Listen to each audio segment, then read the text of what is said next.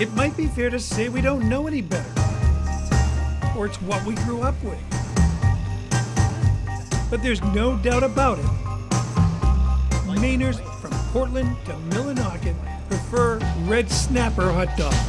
They're made here in Bangor at W.A. Bean & Sons, where David Bean and Fred Rice have partnered to keep the Red Snappers coming off the line. So we hot dogs today? Oh my God, that was good. We were business competitors, but we were always friendly. We had a very good relationship with the Rice family. If you want proof of that, check this. A photo from the Bangor Sausage Works in 1898. It was the type of market where folks bought fresh meat every few days or so. The various vendors posed out front, and Charlie Rice brought out his dog and stood next to Wesley Bean. 115 years later, their descendants have partnered to keep the Red Snapper going. I think, wow, where's all the time gone?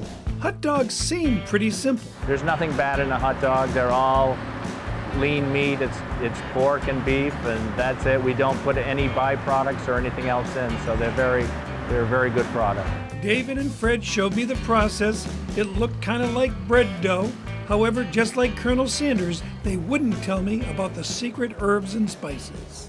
It was exactly the same spice, the same formula, and it's something that we've had locked in the safe, but the spice is exactly the same, and W.A. Bean picked up that formula that I gave them, and they're making that exactly same recipe that was started really in the 1940s. The spice recipe was developed by a German man named Paul Sussenbach. He had been a German submariner when he surfaced at the end of World War II.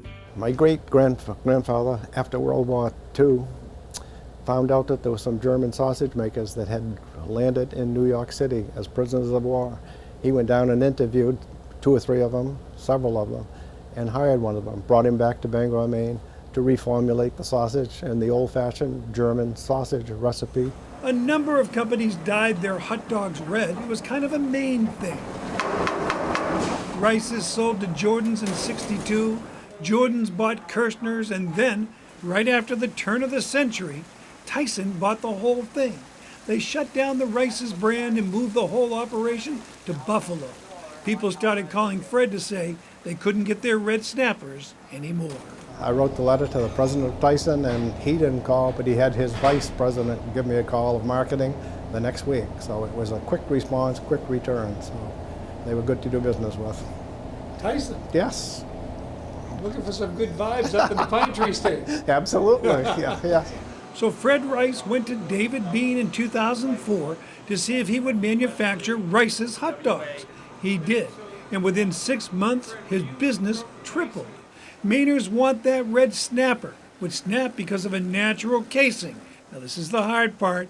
An artificial casing might be cellulose or plastic.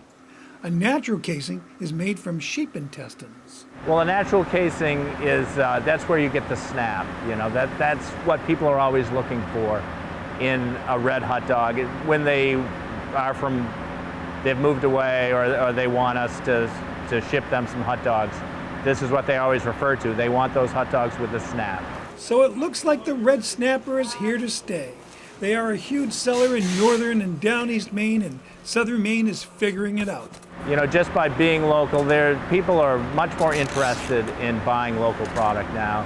They go to the grocery store and they're looking for something that's made in the state of Maine, something it's got Maine people that are doing the work, and it's locally made and produced. It's a fresh product, and I think it's very important to especially Maine shoppers. The Red Snapper is important to Maine, especially with a little mustard, relish, and maybe some onion.